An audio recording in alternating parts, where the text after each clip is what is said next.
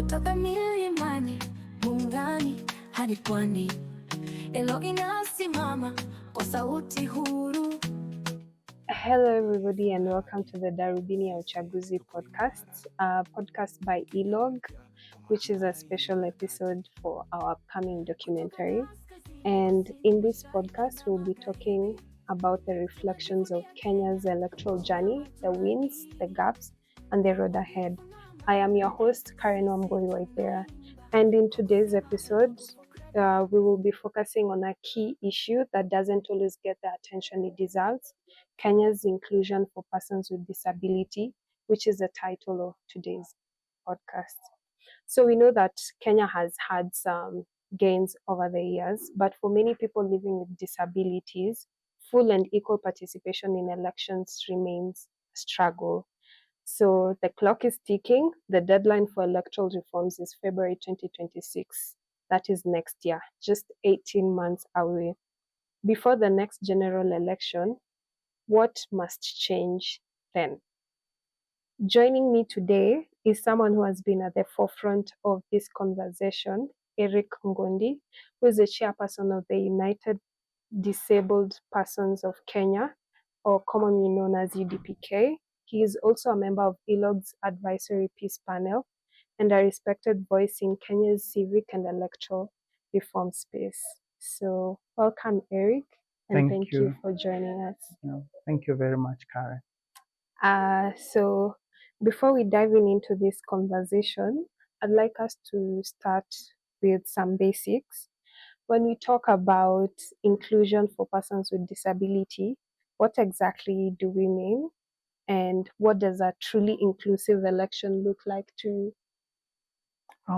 Thank you very much. So the question around inclusion of persons with disability. So for me, inclusion of persons with disability means that persons with disability participate in the electoral processes, both as voters, both as those to be elected. That means participating as in the leadership, but also as those providing services around electoral processes. So this is articulated, of course, in several of our laws, including our Constitution, our Persons with Disabilities Act 2025, and of course, the international laws that the country has signed and ratified, including the Convention on the Rights of Persons with Disabilities. So for me, inclusion of persons with disabilities, those three key areas really, as voters, participating as voters. So, and I'm sure we'll dive into this a lot, including the accessibility of that, the issue of persons with disabilities being voted in. That means being at the table, whether as MCAs, as senators, as parliamentarians, but also the issue of persons with disabilities able to deliver and participate around the services in around electoral processes. What do you think a truly inclusive election looks like to you? Good question.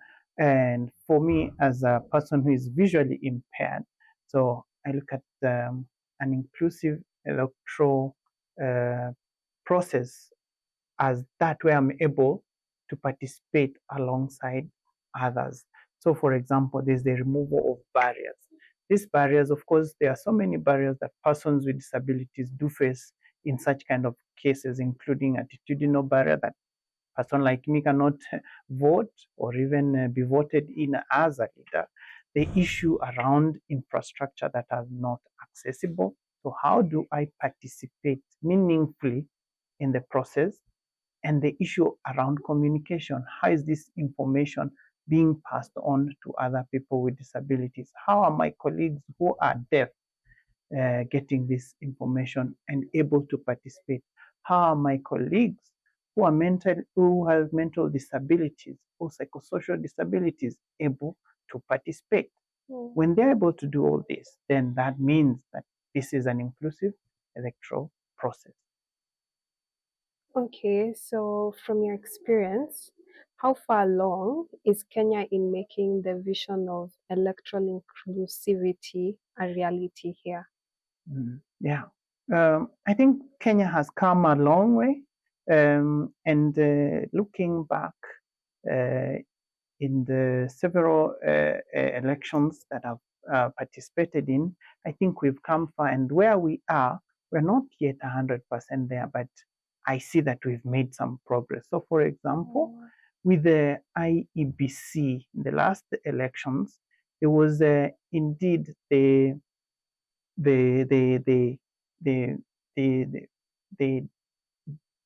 that intention of including persons with disabilities in the whole process by forming what was known then as Disability Electoral Committee, Disability Electoral Committee DEC.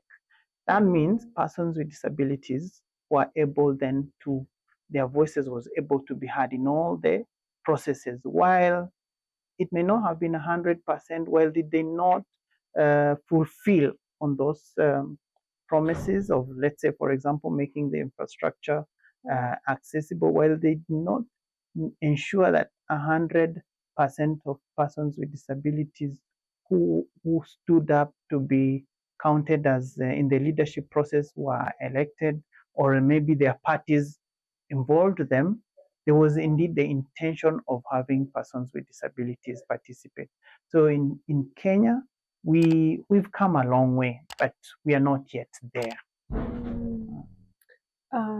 I love the fact that you're talking about how an election looks like for you as a person who's visually impaired. And I just want to know perhaps if there are more often overlooked barriers as a person who has lived experience also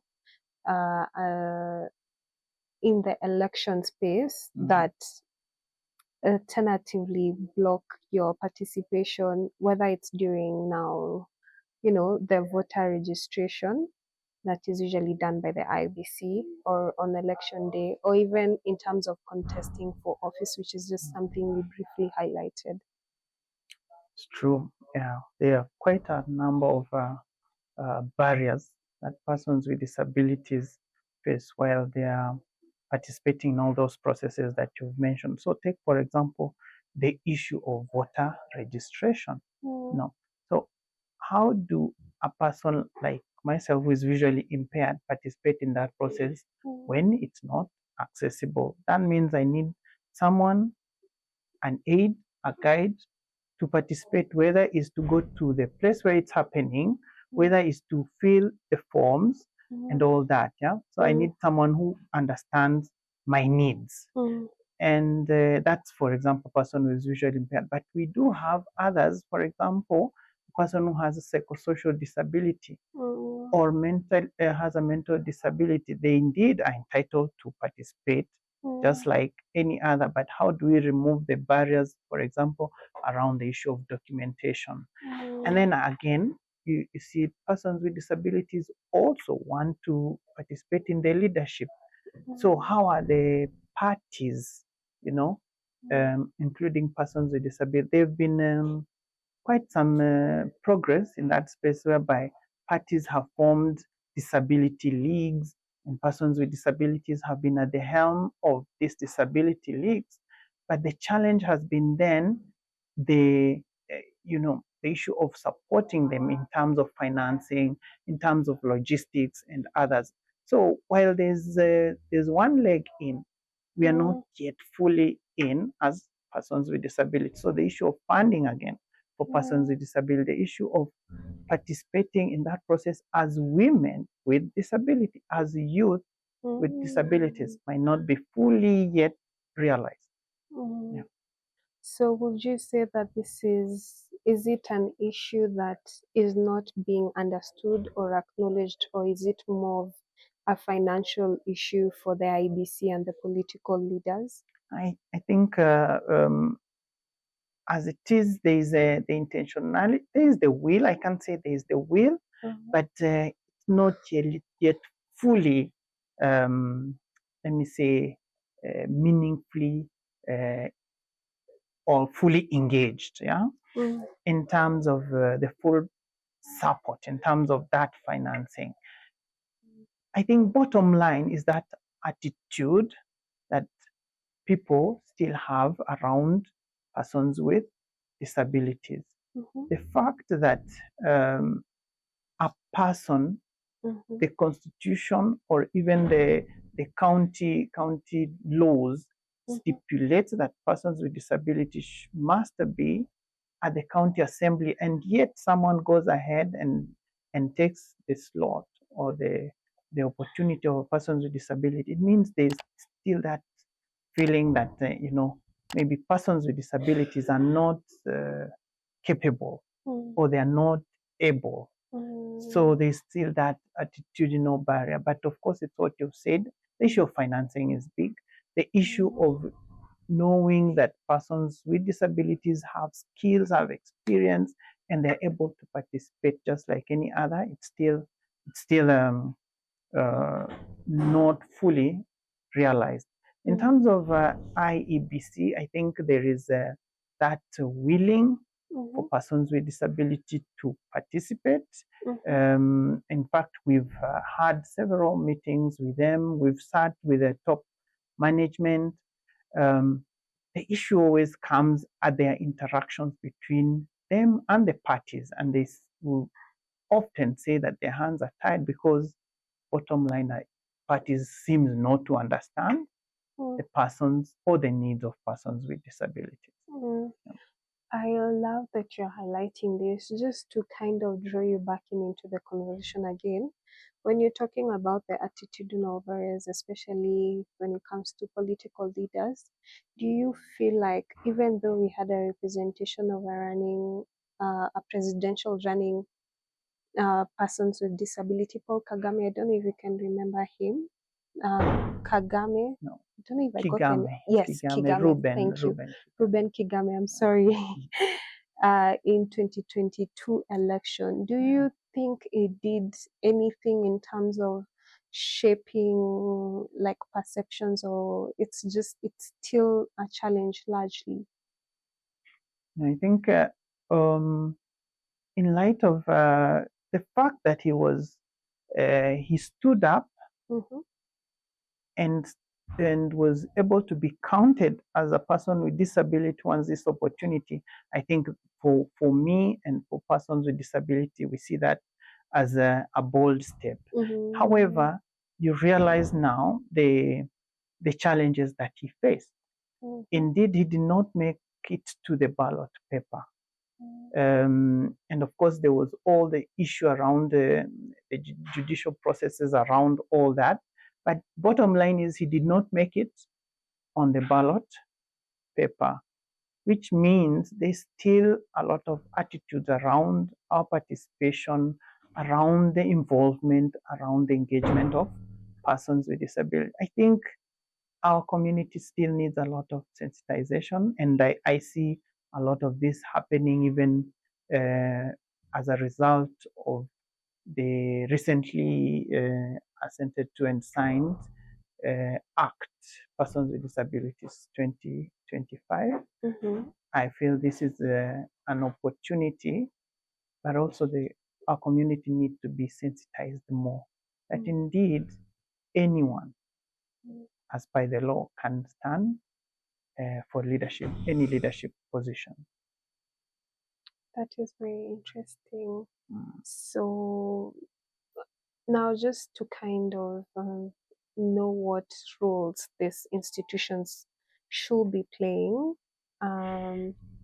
we know that in the near future, that is February 2026 next year, the multi-sector working group on electoral reform has set the deadline. From UDPK's perspective, what 3 reforms do you think must happen before to ensure that the persons with disabilities are fully included in the 2027 general election? Good, yeah, that's a good question, and I think this multi-sectoral reform body has to look at 3 things I'm thinking of. On the top of my head, I think is the full and the meaningful participation of persons with disability in all spheres in this thing. Yeah. So we are saying that persons with disabilities can participate in the leadership process. Persons with disabilities can supply the services, be as facilitators, be as those who do the voting, the counting, and all that. But they can also, persons with disabilities can be supported to participate fully. So, the engagement of persons with disabilities in all that space has to be fully realized. I think the second thing is, while it is well stipulated in the documents, in our important documents, including our constitution, including our other acts around electoral processes, I think it's important that this now is realized on the ground. Yeah. So, for example, the issue of nominations of persons with disabilities, be at the county assembly, be at the parliament or the senate, has to be fully realized. It's not tokenism. It's not something that you're giving persons with disabilities. Indeed, this is stipulated in our important documents, so it must happen. I think that's the sort of thing I'm thinking.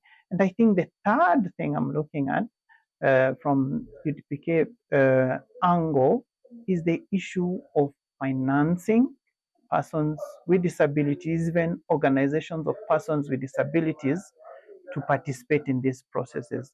You know that organizations of persons with disabilities are those that are directed, led, and owned by persons with disabilities. Indeed, this is the place where they exhibit their living experience, they live experiences, and so the engagements of these organizations is key in this whole processes. And I think from UDPK point of view, this includes bringing them at the table in terms of capacity building, financing them in terms of even participating. Yeah. Interesting. So just to follow up on what you're saying how these reforms that you're suggesting are very critical, what do you think we risk by chance if those key reforms that you have suggested aren't implemented? Yeah, there's a lot of risk. Indeed, it's this long struggle that we've had, the issue of leaving persons with disabilities behind. Yeah, I think that's the main issue here. And you'll say, what's the big deal? You can say that we are only 16% of the population, so what's the big deal? Indeed, population, and it's one of the elders of this world who say that a team that plays with one side, leaving other players behind, for example, women, minority groups, persons with disability, then that's not a complete team. I think for me, we risk big time if we do not involve everyone, and especially persons with disabilities. So we know that there are certain roles that institutions are supposed to play once again. So what role do you think IEBC, the parliament, and political party should play in advancing the electoral inclusion for persons with disabilities? Yeah, very well. Let's look at the political parties. Very good that they have these disability leagues. Very good that persons with disabilities are leading these disability leagues. But the next thing then needs to support these disability leagues in terms of logistics, in terms of finances, but also to be part of not an appendage or a side thing on the main political party, but part and parcel of the political party, so that persons with disabilities, along those without disabilities in the parties, participate together. So it's not like a tokenism. It's indeed full inclusion of persons with disabilities within the party. I think for me that is one thing that political parties can carry on. The other thing, of course, that political parties can carry on is, of course, intentionally having persons with disabilities on the list, and not as number last, even as number ones, persons with disabilities. And let not these political opportunities be for the biggest bidder, because persons with disabilities, they've been marginalized for long, and they may not have these monies or resources to give to the parties. But indeed, an inclusive party will look at and overcome all these issues to ensure that persons with disabilities are the forefront.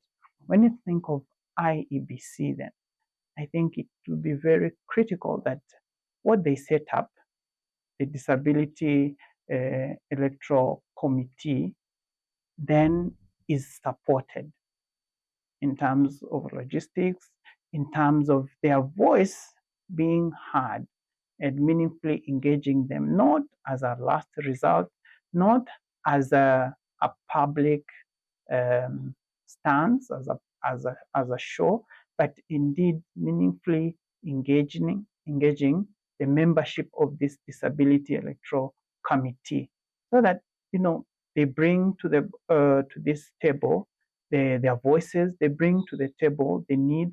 They also support the IEBC in terms of being inclusive.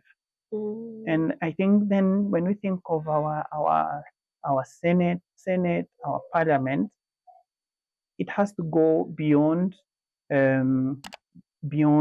having persons with disabilities, of still a challenge, but it has to have the numbers, but also it has to be inclusive in terms of the infrastructure, in terms of the communication. We can no longer experience institutional barrier within the institutions that are supposed to be promoting the rights of persons with disabilities.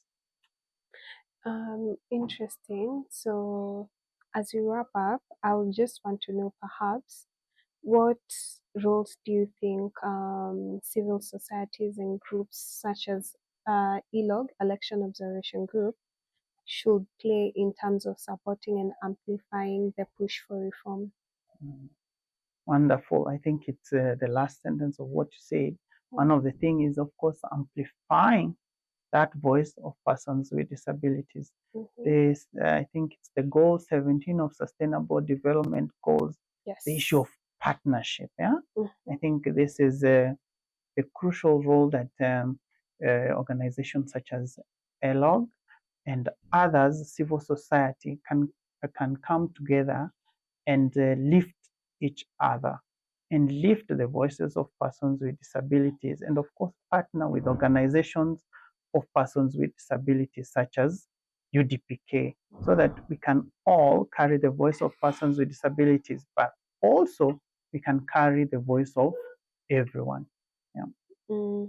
So as we wrap up, Erick, what message do you have for Kenyans, especially the youth with disabilities and the other youth, civil societies and policymakers, on why disability inclusion is not just a rights issue or a human rights cause, but rather a democratic one? Indeed,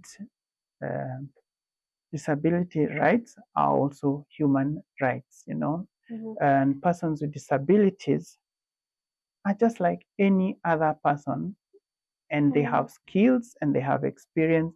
I think for me, my parting shot will be to engage them, to involve them, and to meaningfully have them participate in all these processes. For the youth with disabilities, I think my message is don't feel disfranchised. Don't feel you've been left out. I think the opportune time is now. Stand up and be counted.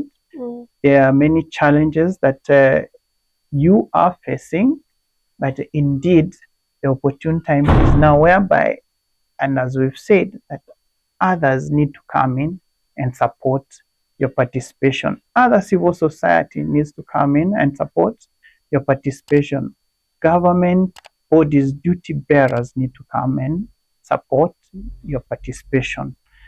And also women with disabilities, support them in terms of the logistics, finances, and all that, so that they can also be part and parcel of this process, not forgetting the intersectionality of the issues that these groups face, Yeah, I think that would be my parting shot. Thank you so much, Erick, for sharing your valuable insights and experience with us. And to our listeners and viewers, if you care about a free, fair, and inclusive elections, now is the time to speak up and advocate for it. The reform clock is ticking. And one of the key takeaways that I've taken from this beautiful dialogue is that it is not a team if we do not include people with disabilities. Our team is made up from diversity, and that is what creates the inclusivity. So remember to follow Darubini Ya Uchaguzi on all ELOG platforms, on Twitter, ELOG KNY, on TikTok, ELOG Kenya, and on Instagram, ELOG KNY. Share the episodes widely, subscribe, and follow. Thank you very much. Thank you. ELOG inasimama kwa sauti huru, kwa uadilifu na haki, sisi tuko imara. Kenya mpya kwa matumaini ya dhati. Kutoka kaskazini, kusini, mashariki na magharibi, tunajivunia Kenya, nchi ya matumaini. Kwa uadilifu na amani, sisi tunaimba kwa kusema ELOG for credible, peaceful, free and fair elections. Tunatoka kwa jamii, vikundi